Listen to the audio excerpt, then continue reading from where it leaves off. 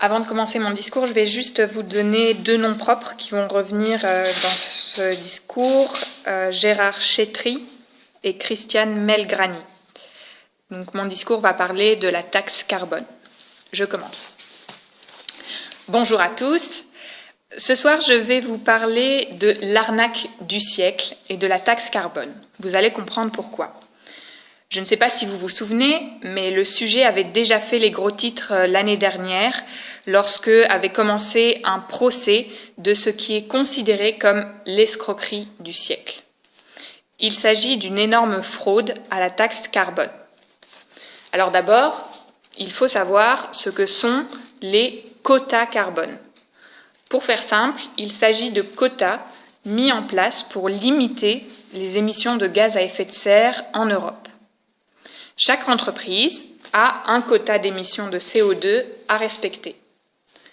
C'est la Commission européenne qui fixe les quotas chaque année pour chaque entreprise. Parfois, une entreprise pollue moins que ce qui était prévu. Elle peut donc revendre ses quotas à une autre entreprise qui, elle, pollue plus et donc a besoin d'acheter ses quotas pour ne pas recevoir d'amende, par exemple. Le système a été créé en 2005 et depuis, des entreprises de gestion des quotas sont apparues.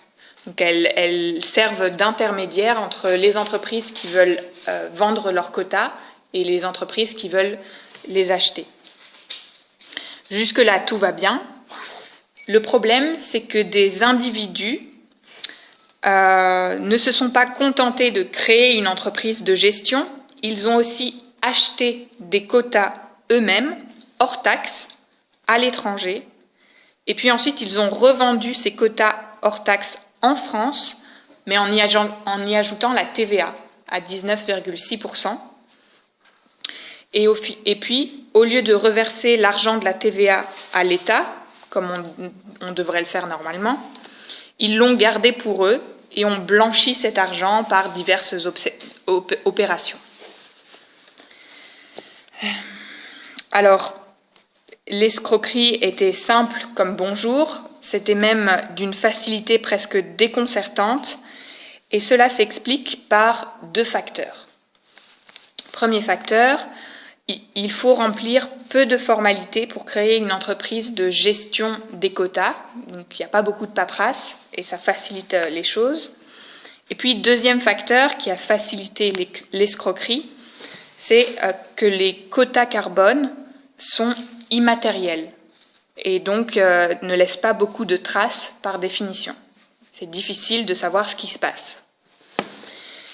Et de cette manière, en à peine 7 mois, c'est-à-dire de novembre 2008 à juin 2009, les escrocs auraient raflé presque 1,6 milliard d'euros en France et au moins 5 milliards dans le reste de l'Europe.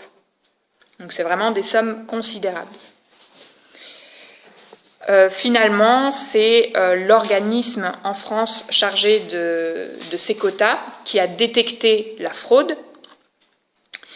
Les escrocs ont pu être arrêtés et aussi, autre conséquence, on a décidé de supprimer la TVA sur la taxe carbone pour éviter qu'il y ait d'autres fraudes, bien sûr.